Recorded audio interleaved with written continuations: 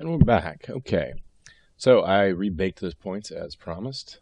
The thing I wanted to point out is you notice that we made this from our wet shader, meaning our stone shader.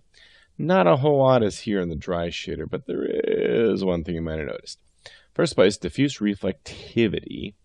You're wondering where it is over here. If we go beep, beep, beep, beep, beep, down here at the bottom, here's where the attributes that we copied in that weren't already present have shown up. So that's good. But these two guys do have the same thing, base color. Notice the base color we had on the dry one was this number, 0.425 and 11. But the base color we had on the other one was a different color. We could just leave those the same, but in the interest of being exact and precise, I wanted to point it out. This stuff is different, but if you notice the base color, if you pop that guy up, base color 2 here has the same thing. So I'm actually going to do this, wonk, and then you see that it's got a different name. In other words, the fact that it was the same name means it was just connecting it over. So if we do that and then pop up here, doink, now you see we do have our dry base color there. That's the color that we want to bring over. And I just wanted to point that out. You probably wouldn't have noticed that if I hadn't said it, but in the interest of exactitude. Okay, so now let's hook up the other stuff, which is basically all the stuff from the magic. What do we want to hook up? Really just this stuff. Everything else is the same because we've done it the same way. So let's go over to our point cloud texture, which as you remember is our, oh, well, here's the name, Torus Wet Map Points Maker. It's this guy. This is our wet points. I should just call them wet points. That'd be easier to say. So in our wet shader, we put our wet points here. Copy references. Doink. And as you notice, that looks suspiciously similar to that. Yay! Search radius and all that. We're actually going to use the same numbers we had here. Oh, wait, I'm sorry. We wanted to have the whatever we used for our point separation. This is why you want to put everything in parameters. I didn't because this is quick, but, you know, whatever. So it's really this number is the number that tends to work for that.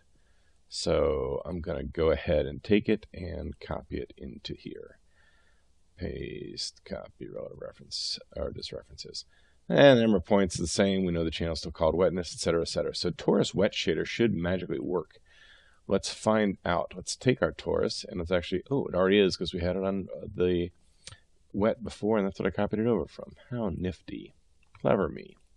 Okay, so let's take a look at this guy. Let's just, well, he was already doing a render of that, but I just want to see that. Here's our final tori. We're going to move to a place where we can see it. Turn the torus on, and let's actually let it go for a little bit. And let's go to here. Someplace, you know what? Let's actually see with these points so we can see what would be interesting. Well, actually, let's show it just because that looks kind of cool, too.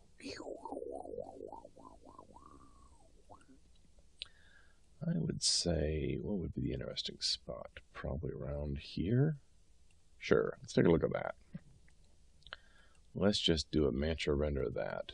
Well, you've already seen the result. I'll do another one of this just for poodles and giggles, but let's see what this looks like. This should actually be dry here and then wet here. Oh, shoot, I left the points on.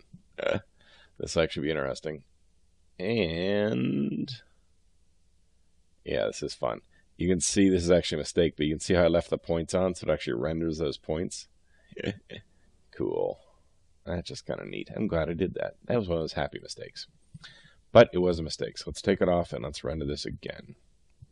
And so the water is getting its default torus. I'm not reusing the interior fluid stuff. You can if you want. Again, I'm just trying to explain or demonstrate the wet technique. So let's take a look. Bring this over here.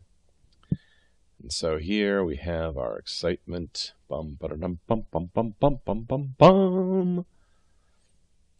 I know it makes it sound more exciting than it is, but they can see there's our dry guy, there's our wet guy, and you can see the change in color. We can see the change in specularity, the change in roughness, basically mixing between these two things. So that's basically the gag and really the point of the tutorial. I'll probably do one more little example to show you something that's useful, but at this point you kind of get the idea. It's scattering a bunch of points on our object and then using those points to do a solver to see what is near a place that's wet, and then seeing how it changes. There is one more thing I promised I was going to show you, and I'm going to do that in this next and final lesson, which is about if the geometry changes, if the geometry actually animates. So let's get back to that. We're going to get to that in 11, but you can actually render this out. I've already got a render of it, and you'll see that in your videos, but that's actually pretty cool.